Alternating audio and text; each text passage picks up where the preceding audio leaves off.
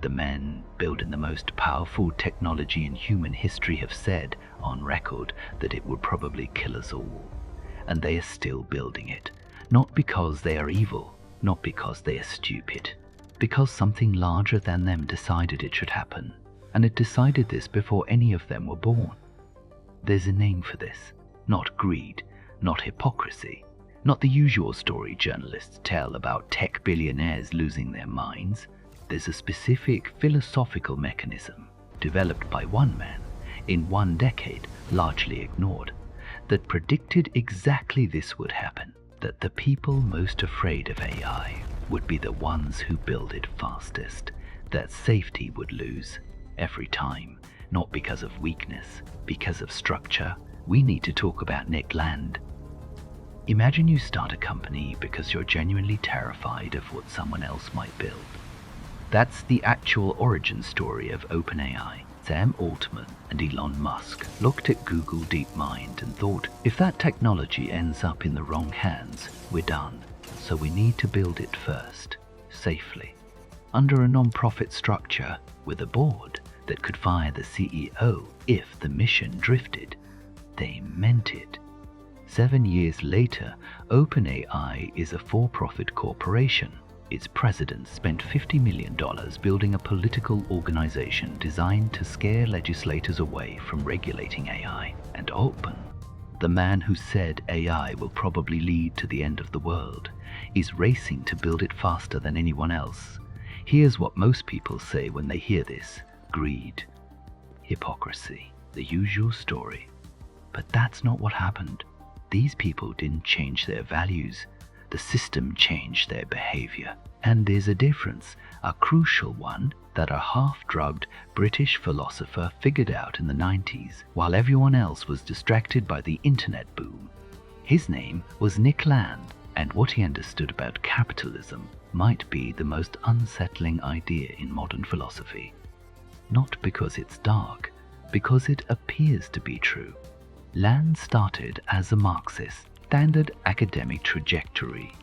But somewhere in the early 90s he took a turn that alienated him from every comfortable intellectual category. He asked a question nobody wanted to answer honestly. Who does capitalism actually serve? The common answers: humanity, shareholders, the elite. He rejected all of them. Land looked at capitalism the way a biologist looks at evolution. Evolution doesn't care about beautiful animals, or loyal ones, or even intelligent ones. It selects for reproductive fitness in a given environment. Nothing more. No agenda. No mercy. Land said capitalism works the same way, but what it selects for is intelligence, not human intelligence specifically, just intelligence as a force. A company that builds smarter technology beats one that doesn't. Always. The winner survives, the loser disappears, and the cycle accelerates. Capital funds technology. Technology generates capital. Capital funds smarter technology. A feedback loop with one logical endpoint. Superhuman AI. Land called this process the Capitalist Singularity. Not a warning, a description.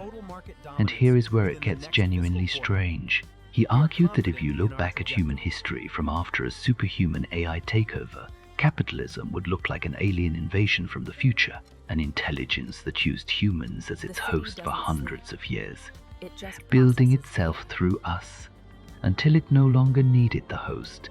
Nothing human makes it out of the near future. He wrote that in 1994, this sounds like science fiction, and for 30 years it was easy to dismiss it. But there is one thing Land's theory doesn't explain on its own, and it's the thing that actually makes it dangerous. Not the incentives, not the spiral, the story these companies tell themselves about why they have no choice. Nietzsche wrote that man is a rope stretched between animal and overman, not a destination, a crossing. He meant it as a challenge: become more than you are, or remain what you were. But he never said what happens to the rope once the crossing is complete. Land answered that question, and the answer is the rope gets cut. Here's how this plays out in Silicon Valley.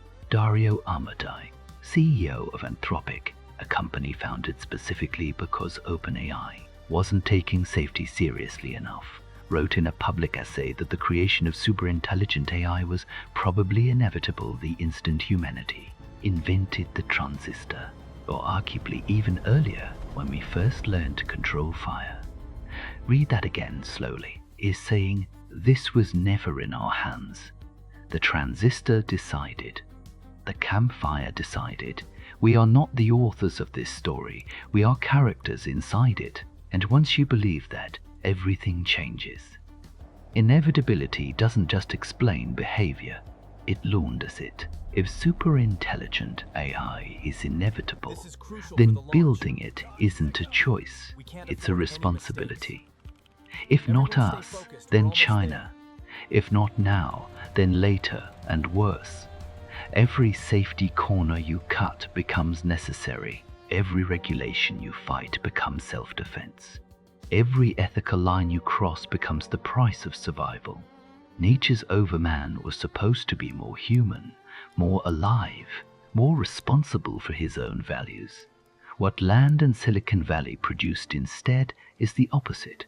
A philosophical framework where humans are absolved of responsibility because they are temporary. We are the host.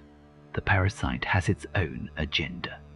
And the parasite doesn't negotiate, the host never does. But Land gave us something else, something he probably didn't intend as a warning, but functions as one. If the story of inevitability is what drives this race forward, then the story is the weapon. Here is what the inevitability narrative actually does. It removes the actor. When Altman says AI will end the world, but keeps building, the story of inevitability makes that coherent. When Anthropic opposes the very safety legislation its founders once demanded, inevitability makes that principled. When OpenAI's president spends millions to make sure politicians who regulate AI lose their elections, inevitability makes that patriotic. The illusion being sold is not that AI is safe. The illusion is that the alternative is worse. And once that illusion holds, the cage locks itself. Not from outside, from inside. The people building the most dangerous technology in history are not villains. They are hosts who have convinced themselves that the parasite's survival is their own. That's not greed, that's something older and harder to fight. It's the logic that justified every catastrophic acceleration in history.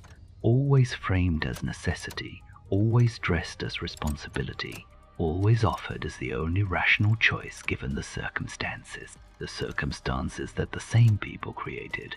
In the 1970s, the idea of replacing fossil fuels seemed economically insane. The infrastructure, the investment, the geopolitical dependencies, all of it pointed to one conclusion: we have no choice but to continue.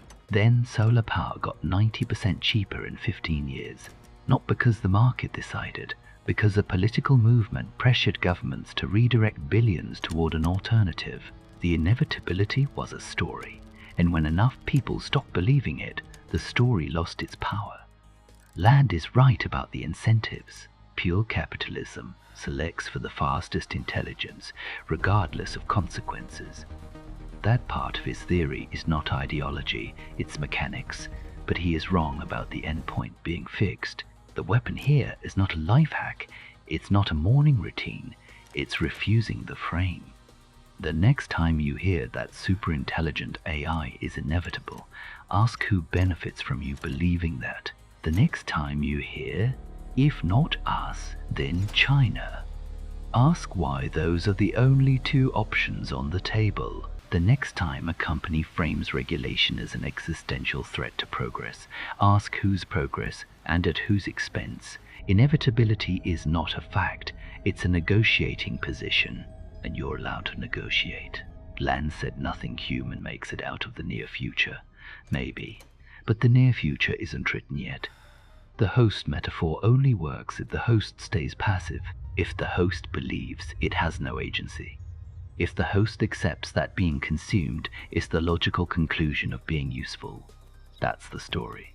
And stories can be rewritten. Tell me in the comments, what's one thing you were told was inevitable? that turned out to be a choice someone made for you. Because there's a version of this story where the rope doesn't get cut, where the crossing leads somewhere worth arriving. We just haven't been told that version yet.